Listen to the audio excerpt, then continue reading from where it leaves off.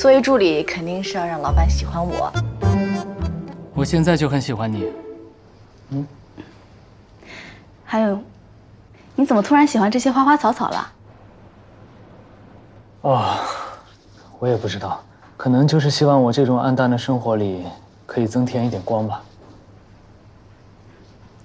你开心就好。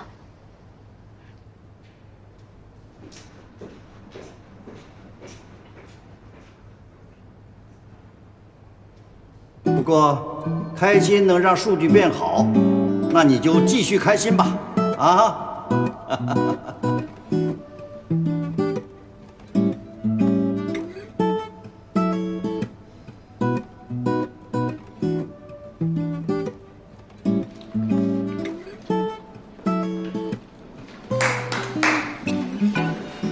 度假村项目暂时告一段落，大家这段时间都辛苦了。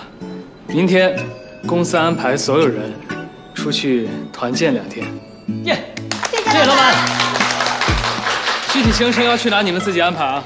好，谢谢老板。天哪，刚才老板笑了，是怎么了？我没有做梦吧？哎，他是不是恋爱了？哎，佳佳，那个你口红涂到外面了，你赶紧照照镜子。江小年，安玲姐，这次你可能去不了了，你的工作还没做完。什么工作？美术馆的项目阐述你还没写完，而且之前交接给你的项目报表也是急着用的。好，没问题。小宁啊，团建回来之前把工作做完不就完了吗？这样可以吗？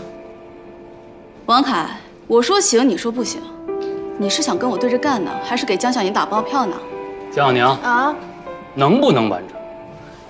可以完成。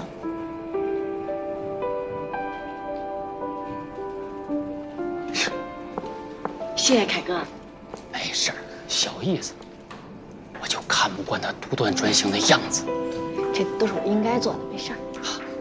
好好工作。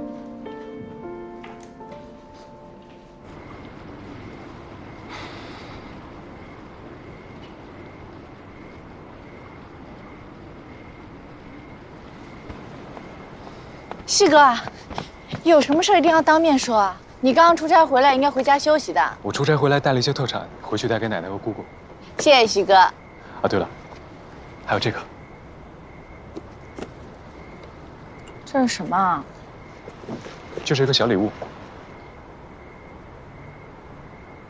特产我能收，这个我不能收啊！小宁，你要是拒绝的话，我真该生气喽。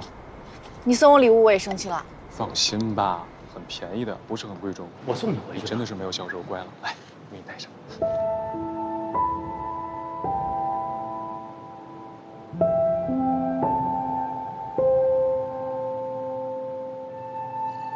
好了，好看。谢谢西哥。我上去拿个东西，你先回去吧。啊？好看吗？看，好看。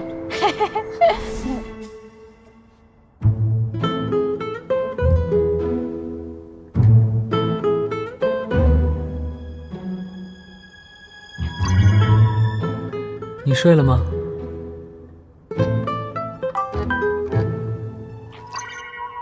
还没呢，正在想明天给你准备什么吃的，怕那边没有合你口味的。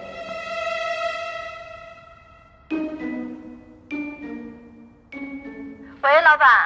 我有那么挑吗？不是老板挑，是我挑。作为助理，肯定是要让老板喜欢我。我现在就很喜欢你。